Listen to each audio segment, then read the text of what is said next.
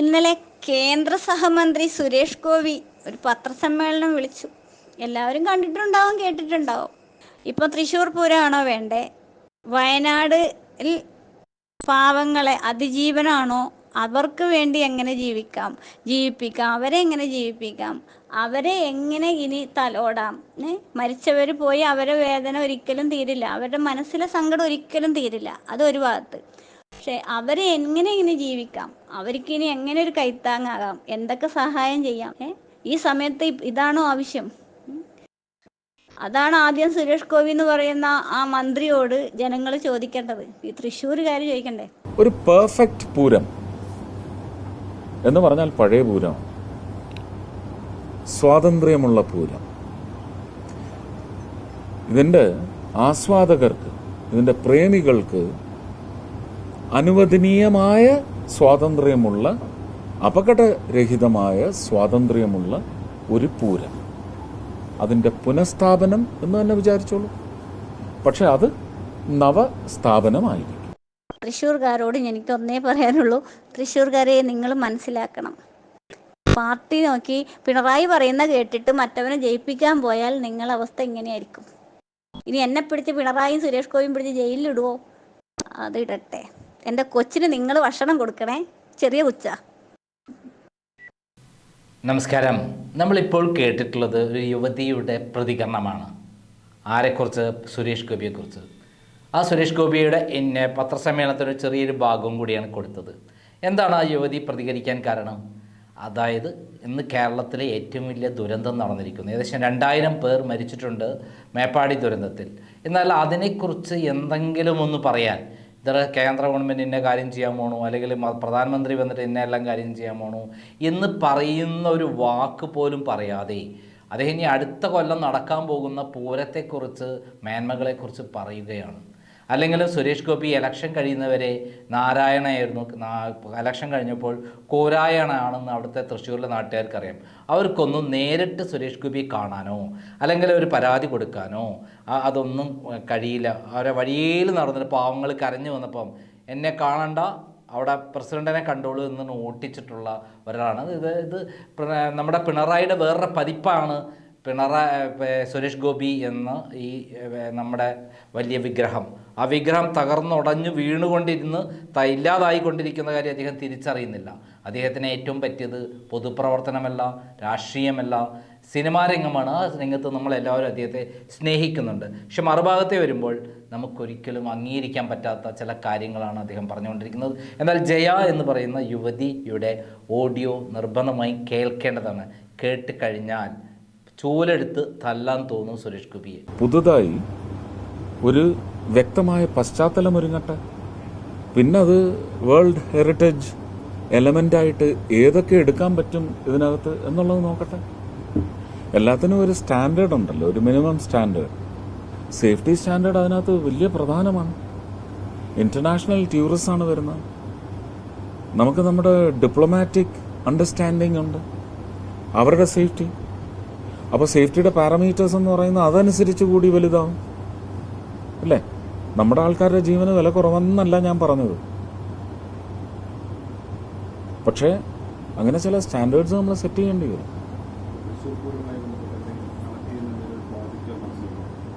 അല്ല, അത് വരും വഴിയെ പറയാം. ഞാൻ പറയുന്ന പശ്ചാത്തലം ഒരുങ്ങട്ടെ.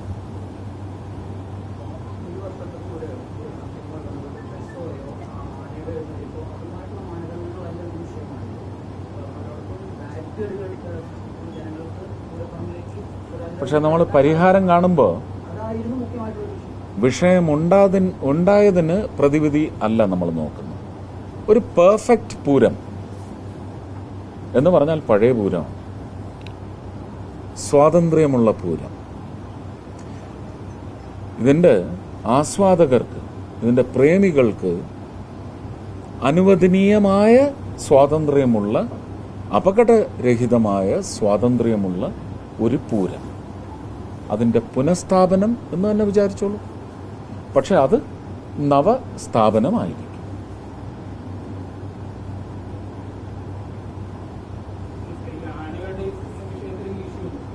എല്ലാം ഞാനതാ പറഞ്ഞു കഴിഞ്ഞു. ഓരോ പാർട്ടിക്കിളായിട്ട്, അതുകൊണ്ടാണ് ഞാൻ പറഞ്ഞ ചോദ്യങ്ങൾക്ക് അതാ പറഞ്ഞു, അതിനൊരു ജിയോയുടെ ആവശ്യമേ അത് MLA-യുമായിട്ട് സംസാരിച്ചിട്ടാണ്. 2022 വിന്റർ സെഷനിൽ വനം പരിസ്ഥിതി വകുപ്പിന്റെ അമെൻമെന്റ് എന്താണെന്ന് പഠിക്കും.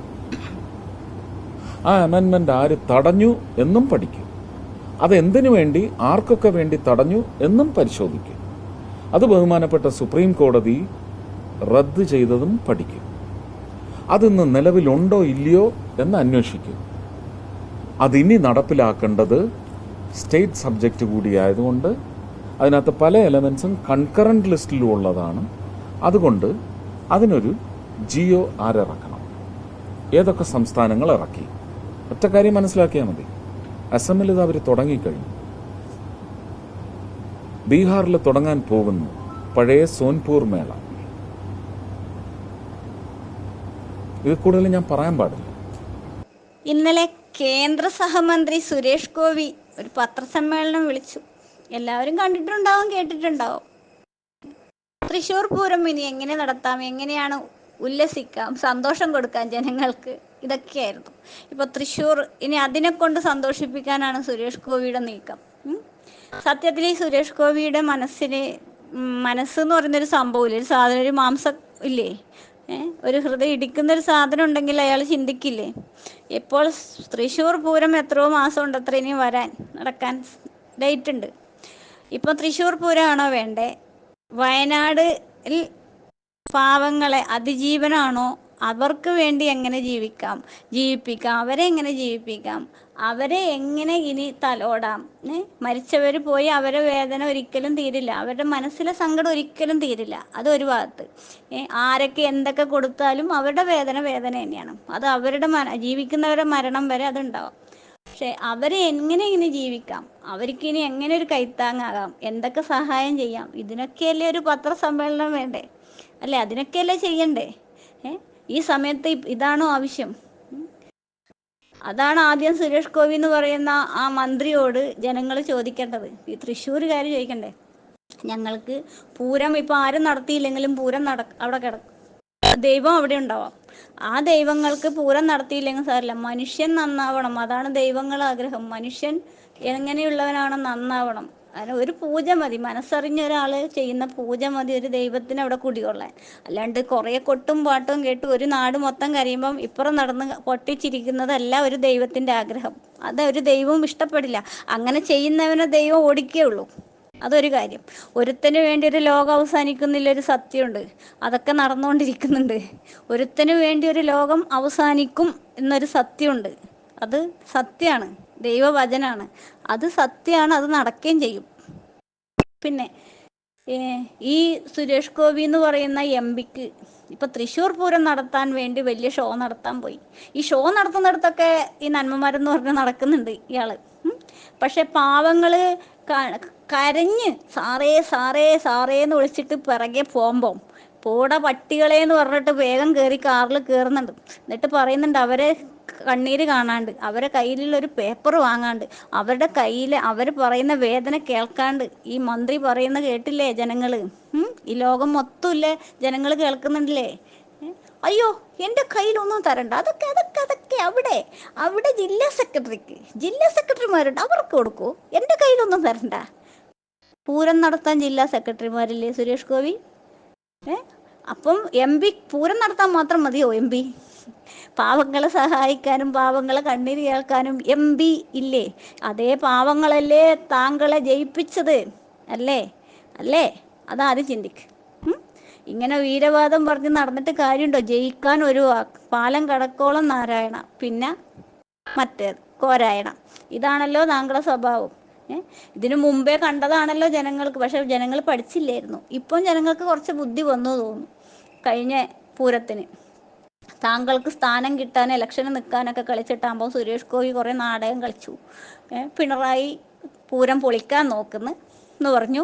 അത് സുരേഷ് ഗോപി വിജയിപ്പിച്ച് പൂരം നന്നാക്കിയത് സുരേഷ് ഗോപിയാണെന്ന് പറഞ്ഞ് കണ്ണിൽ പൊടിയിടിക്കുന്നു. എന്താ ജനങ്ങൾക്ക് മനസ്സിലായില്ലേ? സുരേഷ് ഗോപിയും പിണറായിയും തമ്മിലുള്ളൊരു അഡ്ജസ്റ്റ്മെൻറ്റ് നാടകമായിരുന്നു എന്ന്. ഇതൊക്കെ ആർക്കാ മനസ്സിലാകത്തെ? 1-ാം ക്ലാസ്സിൽ പഠിക്കുന്ന കുറച്ച് ബുദ്ധിയുള്ള കുഞ്ഞുങ്ങൾക്ക് പോലും മനസ്സിലായി. പക്ഷെ തൃശ്ശൂർകാർക്ക് മനസ്സിലായില്ല. അതിൻ്റെ ഭവിഷ്യത്ത് ഇപ്പോൾ അനുഭവിക്കുന്നു, ഇനിയും അനുഭവിച്ചുകൊണ്ടിരിക്കും. ബുദ്ധി ഇല്ലേ തൃശ്ശൂരുകാർക്ക്, അവരനുഭവിച്ചുകൊണ്ടിരിക്കും. മനസ്സിലായ? അതാണ് സത്യം.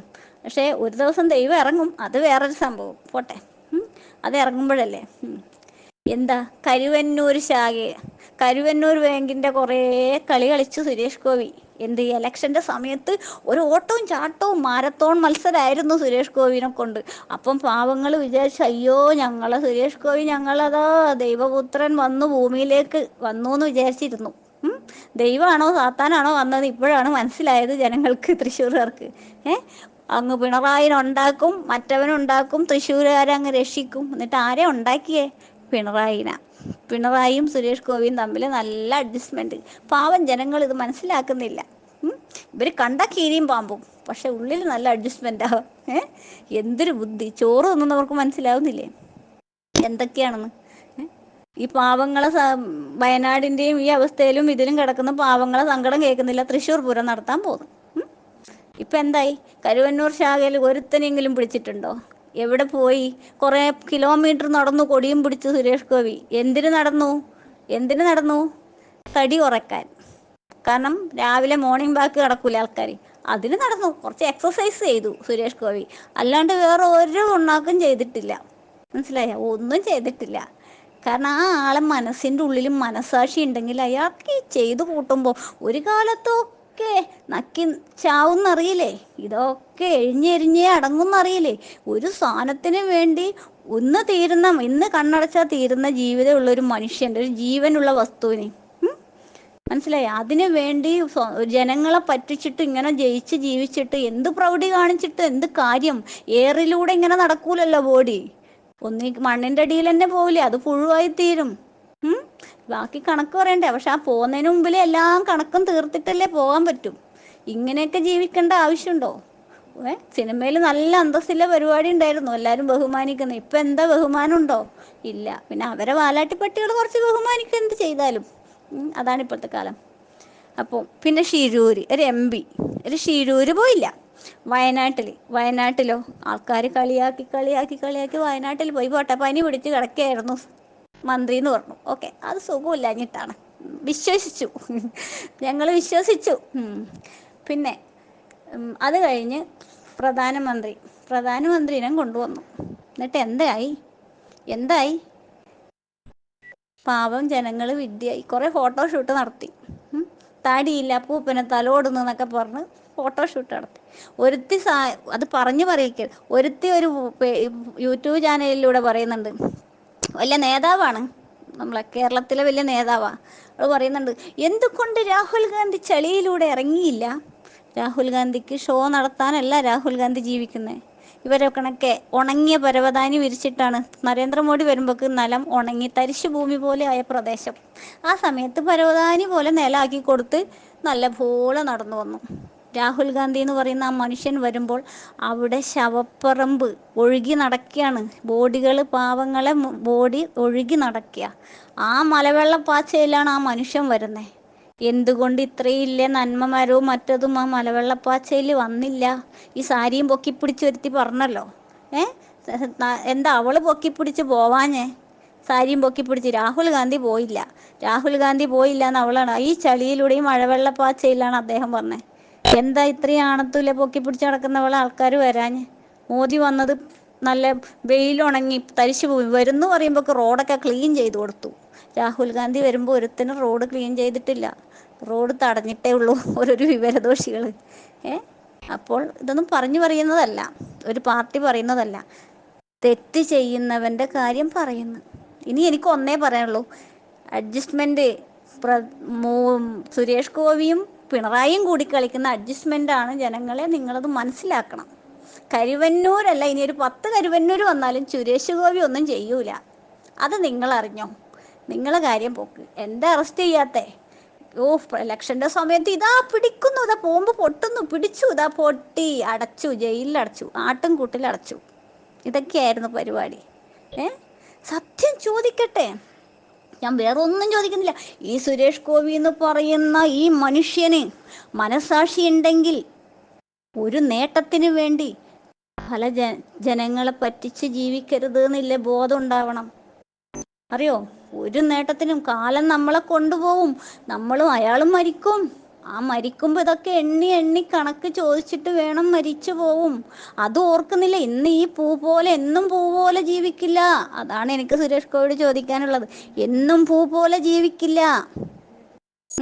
ആ പൂവൊന്ന് വാടും, പിന്നെ അത് ഉണങ്ങും, പിന്നെ അത് ചീയും, എന്നിട്ടേ ഭൂമിയിൽ നിന്ന് പോകും. അതുകൊണ്ട് പ്രശസ്തിക്കും പേരിനും വേണ്ടി ജനങ്ങളെ പറ്റിച്ചിട്ടോ ഒന്നും നേടുന്ന വിജയം വിജയമല്ല. അത്രേ ഉള്ളൂ. അത് തൃശ്ശൂർക്കാർ ഇനി അങ്ങ് മനസ്സിലാക്കാം. തൃശ്ശൂർക്കാരോട് എനിക്കൊന്നേ പറയാനുള്ളൂ, തൃശ്ശൂർക്കാരെ നിങ്ങൾ മനസ്സിലാക്കണം. പാർട്ടി നോക്കി പിണറായി പറയുന്ന കേട്ടിട്ട് മറ്റവനെ ജയിപ്പിക്കാൻ പോയാൽ നിങ്ങളെ അവസ്ഥ ഇങ്ങനെയായിരിക്കും. ഇനി എന്നെ പിടിച്ച് പിണറായിയും സുരേഷ് ഗോപിയും പിടിച്ച് ജയിലിലിടുവോ? അത് ഇടട്ടെ. എൻ്റെ കൊച്ചിന് നിങ്ങൾ ഭക്ഷണം കൊടുക്കണേ, ചെറിയ കൊച്ചാ.